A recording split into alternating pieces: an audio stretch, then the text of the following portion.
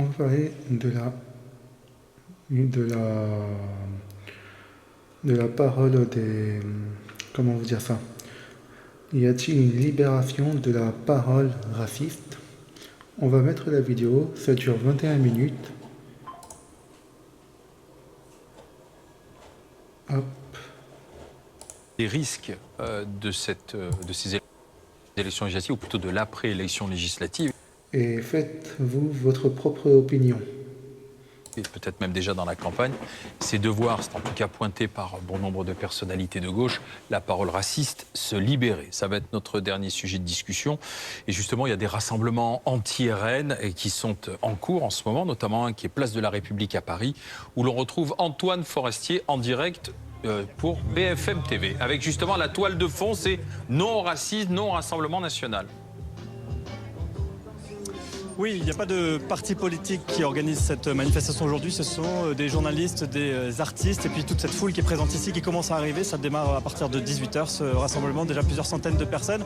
Et donc parmi les personnalités organisatrices, il y a François Bonnet qui est à mes côtés. Vous êtes le président du Fonds pour la presse libre et également cofondateur de Mediapart. Des journalistes qui s'engagent contre le Rassemblement national, contre l'extrême droite. Pour vous, c'est quelque chose de nouveau, cet engagement contre un parti ? En tous les cas, dans tout le milieu professionnel, c'est évidemment un choc parce que nous sommes tous, comme journalistes, nous avons tous expérimenté depuis des décennies la haine du journalisme qu'entretient le Rassemblement national et l'impossibilité ou les très grosses difficultés à travailler avec lui. Alors tout à l'heure en tribune, des confrères témoigneront des menaces, des harcèlements, des interdictions professionnelles, des refus d'accréditation, des harcèlements sur les réseaux sociaux, de milices d'extrême droite qui font la chasse à certains journalistes. Je pense à ceux de Mediapart ou à ceux de Street Press qui font un gros travail sur tous les groupuscules d'extrême droite. Et donc voilà, parmi cette liberté fondamentale qui est la liberté d'informer, d'une certaine manière, elle a toujours été niée par le Rassemblement national et les extrêmes droites dans leur pratique et dans leur relation avec les journalistes. Et donc pour nous, c'est un très grand danger, c'est un très grand danger pour les citoyennes et les citoyens, parce qu'on sait que l'information, en cas de victoire de l'extrême droite, va être soumise à une pression phénoménale et à des attaques en règle. Donc c'est pour ça que l'origine de ce rassemblement, ce sont des médias. C'est à l'origine une dizaine de médias indépendants, ça s'est élargi à 40. Puis on a été rejoint par tous les syndicats de journalistes, puis par toutes les grandes confédérations syndicales et par plus de 80 organisations de défense des droits, de défense des libertés, etc. etc. Et c'est un rassemblement citoyen et pas un meeting politique. Du reste, il n'y a pas un responsable politique qui prendra la parole ce soir en tribune. Merci beaucoup François Bonnet pour ce point. Ce n'est pas le seul rassemblement en France. Il y a une quarantaine de villes qui ont également organisé des rassemblements contre l'extrême droite aujourd'hui. Merci Antoine Forestier avec Célia Vallée en direct de la Place de la République à Paris. Patrick Baudouin, bonsoir. Vous êtes avocat, président d'honneur de la Ligue des droits de l'homme. Est-ce que la parole raciste se libère en ce moment? Oui, ça me paraît, hélas, incontestable. On rappellera simplement, puisqu'on évoquait le RN à l'instant, que dès le début de la législature en cours, on avait M. Grégoire de Fournas, je crois, qui avait trouvé bon à l'Assemblée nationale assez rapidement, vis-à-vis d'un autre parlementaire noir, de lui dire qu'il retourne en Afrique. Il avait été sanctionné d'ailleurs. Il avait été sanctionné, mais je veux dire, c'était déjà un début. Et nous, ce que nous avons pu observer à la Ligue des droits de l'homme, notamment au service juridique, où on a beaucoup de remontées de saisines et de demandes donc de la Ligue d'aller vers les parquets pour des plaintes pour des propos racistes, il y a une augmentation considérable là, dans les mois écoulés de ce type de propos et à peu près partout en France. Ce n'est plus cantonné dans certaines régions où on sait qu'il y avait plus peut-être de tendance à ce type de propos.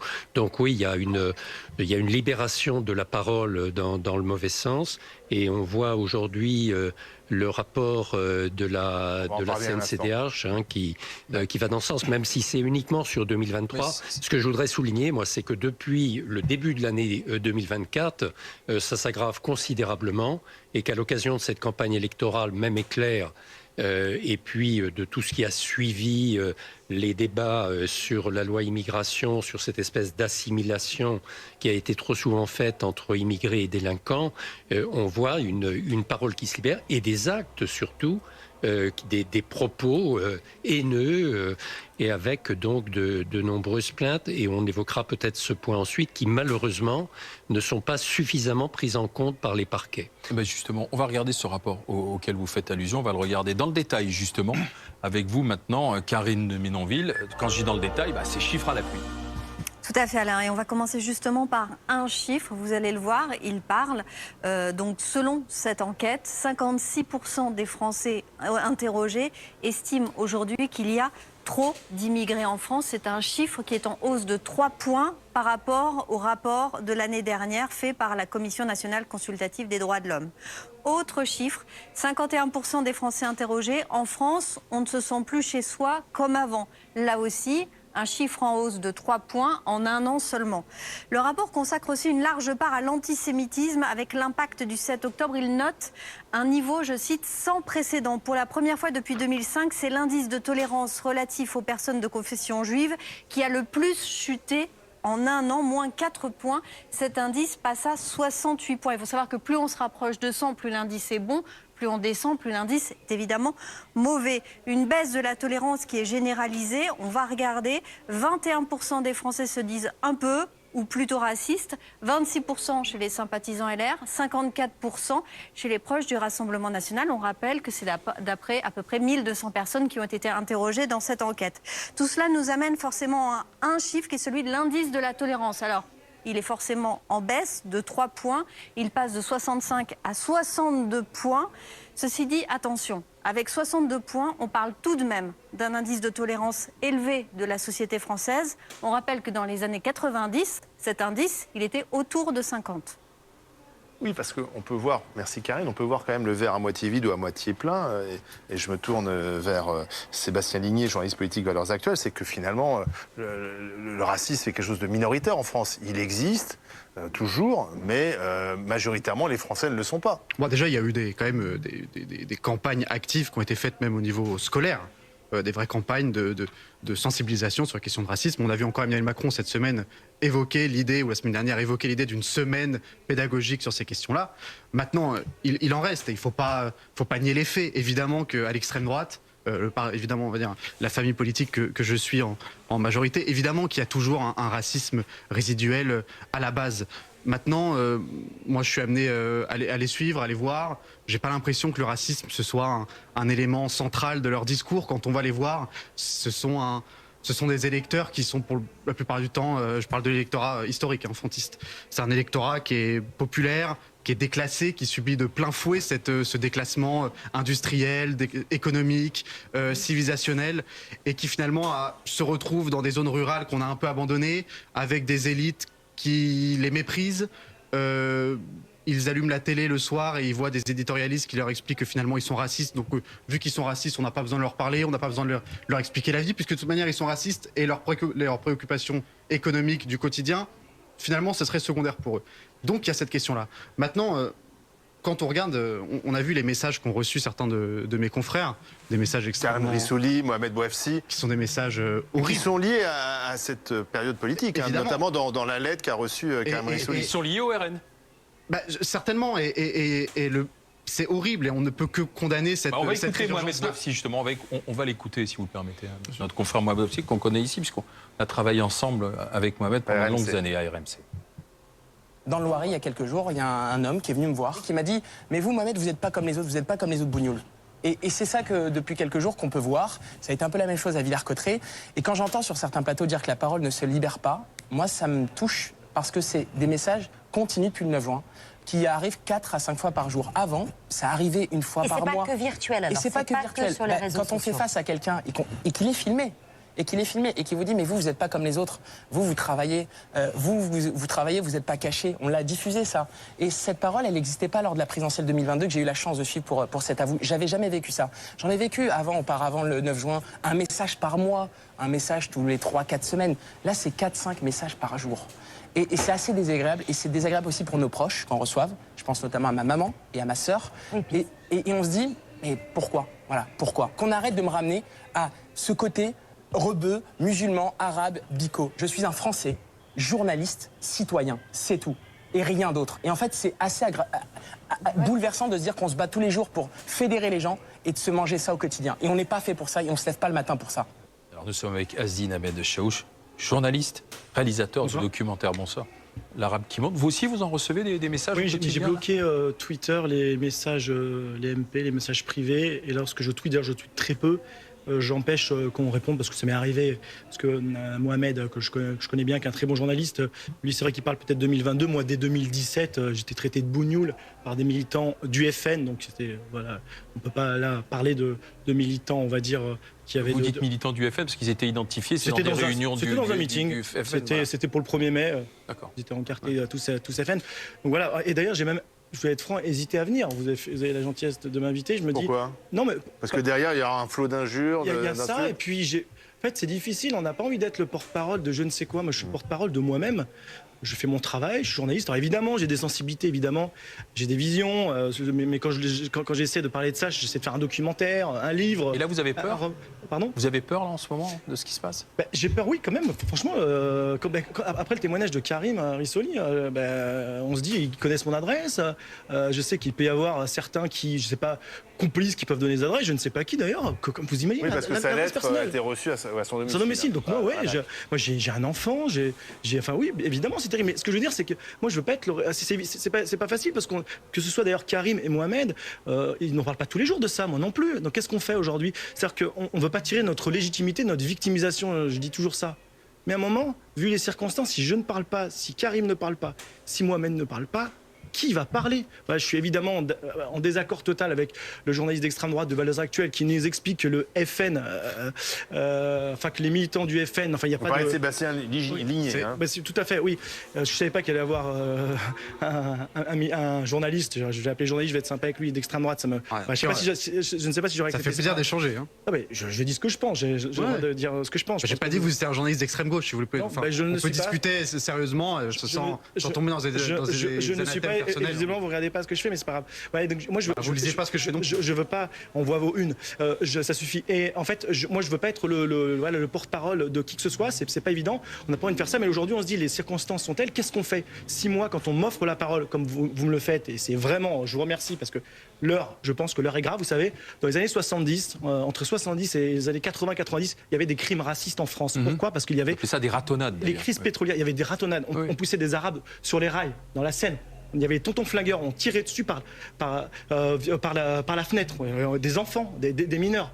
Il y avait ça, il y a même certains patients qu'on ne soignait pas parce qu'ils étaient arabes. Ça, c'était parce qu'il y avait une crise économique. L'arabe était celui qui prenait le travail aux Français. Et là, vous dites avec le RN à Matignon, si c'est ce que choisissent les Français, alors là, ce sera le retour de ce climat. Ce sera le retour de ce climat des années 70. On a quand même progressé, enfin, depuis les années 70, bien sûr, dans la tolérance, dans la joie. Même s'il y a toujours des racistes et bien sûr, il y a une période enchantée qu'on appellera période enchantée, c'est 98, 2000, 2001. Coupe du Monde arrive le 11 septembre. En fait, globalement, quand même, c'est ce qui se passe. Toute période enchantée, 2 ans, donc si je vous écoute. Oui, 2 ans, 2 ans et demi, exactement. Jamel Debbouze, 1, 2, 3 soleil, enfin c'est un cliché, mais c'est la réalité de l'histoire contemporaine française. Il y a son immigration, le 11 septembre, mais après ça se dégrade. Évidemment, il y a pas. Il y a eu aussi des attentats terroristes. Tout à fait.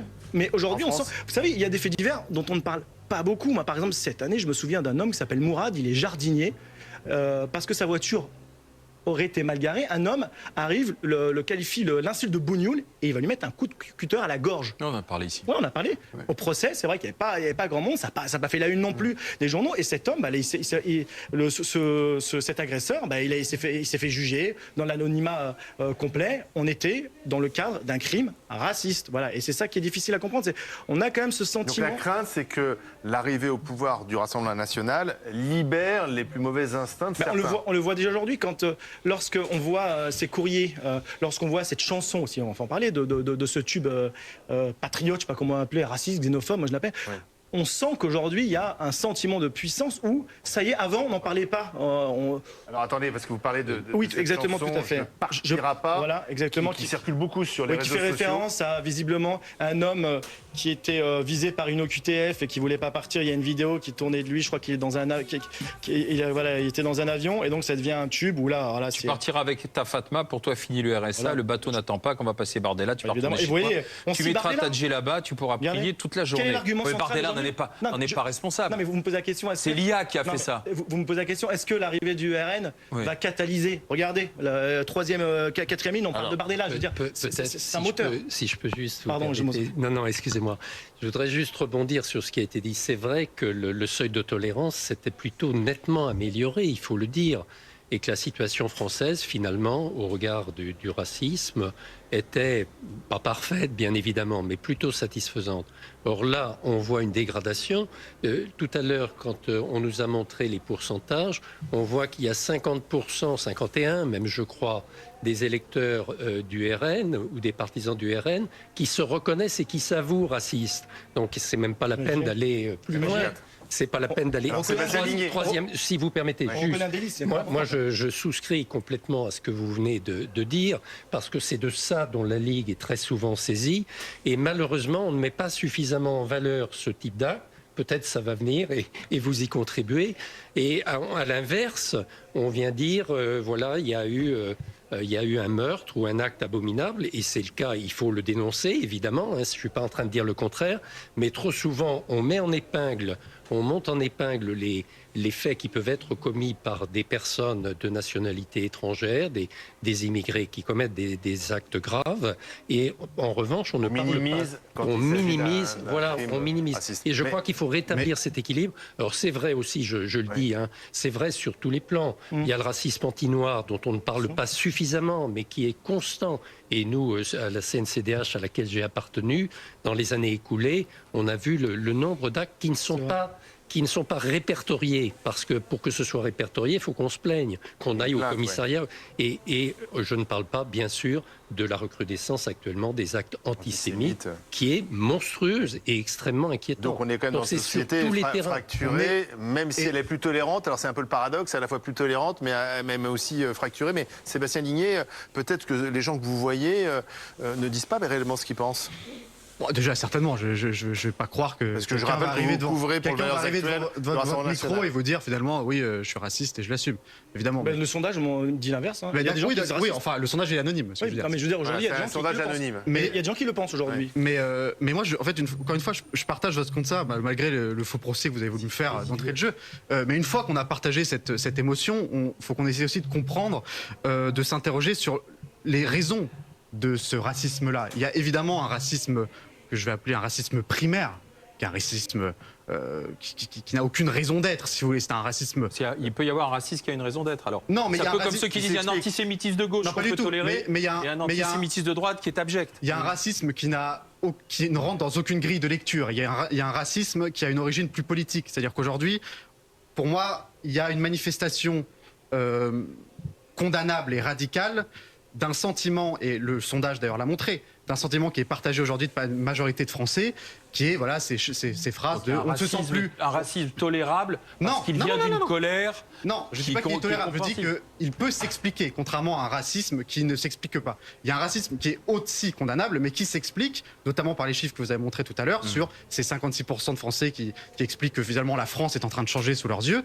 Et c'est une réalité. On peut le compréhensible. Celui-là, il est compréhensible. Non, il est tout aussi condamnable, mais il a une raison politique. C'est-à-dire que vous avez des Français qui considèrent... Mais tout est une raison politique. Vous faites du relativisme, c'est du racisme. Non, je ne relative pas. J'essaie. Vous faites des oui, mais on vous pose une question. Je dis juste que quand vous avez une France qui, depuis 40 ans, a vu toute cette fondation culturelle, historique, religieuse, civilisationnelle exploser... Dites le grand remplacement, comme ça on verra tout. Non, mais excusez-moi, mais même Jean-Luc Mélenchon parle. Quand Jean-Luc Mélenchon parle du fait que quand il est né, il y avait 10% des enfants qui avaient au moins un parent issu de l'immigration. Aujourd'hui, c'est 25. Il y a un changement démographique. Il a fallu la créolisation. Il y a un changement démographique qui va encore s'accélérer dans les années à venir, avec notamment la crise écologique.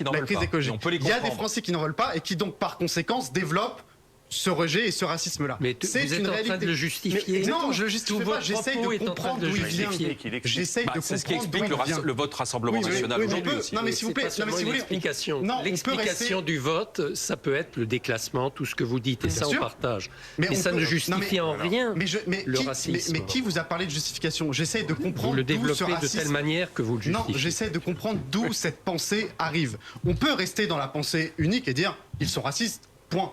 Certes, mais on peut essayer aussi de comprendre comment arrive cette pensée-là. Aujourd'hui, simplement, mais aujourd'hui, on arrive quand même dans une société où on a des jeunes français, ou d'ailleurs c'est en Allemagne, parce que la chanson que vous avez montrée était aussi ici en Allemagne, qui dansent sur des chants qui appellent les musulmans à rentrer chez eux, dans leur pays d'origine ou de leurs parents ou de leurs grands-parents, à côté de jeunes... Et on voit même Éric Zemmour danser dessus. Hein. À côté de jeunes qui reprennent des clips de rap qui appellent à tuer les flics, à côté d'une élue Renaissance qui se fait traiter de salsioniste sur un marché. Donc on est évidemment dans une société qui est extrêmement explosive, qui peut partir en feu à tout moment. On l'a vu l'année dernière avec l'affaire Naël. Peut-être qu'on le verra dans les conséquences d'une victoire du RN aux législatives.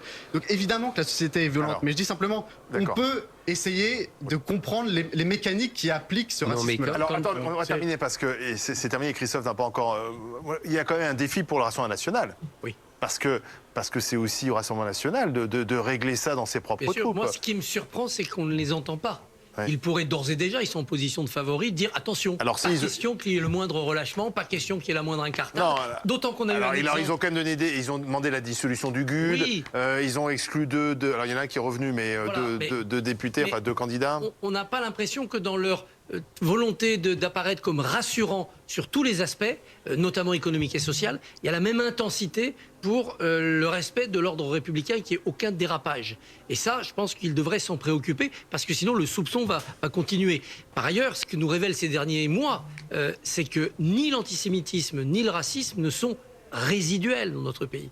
On se rend bien compte que notre histoire politique et notre soubassement en font des choses profondément enfouies, mais structurelles, et que tout le travail des républicains, des politiques, des enseignants, c'est de le maintenir écrasé dans les bas-fonds, dans les sous-sols de la République française. Et que de temps en temps, à l'issue d'un événement politique ou d'un événement géopolitique, ça remonte. Ça remonte très vite. Et donc il faut que cette vigilance demeure. Merci messieurs.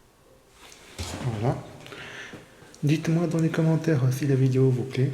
Nous venons d'arriver dans la ville de Saint... Dites-moi dans les commentaires si la vidéo vous plaît. Abonnez-moi à ma chaîne YouTube, Twitch, TikTok et Instagram. Mettez-moi la cloche pour ne rien rater. Et je vous dis à plus tard.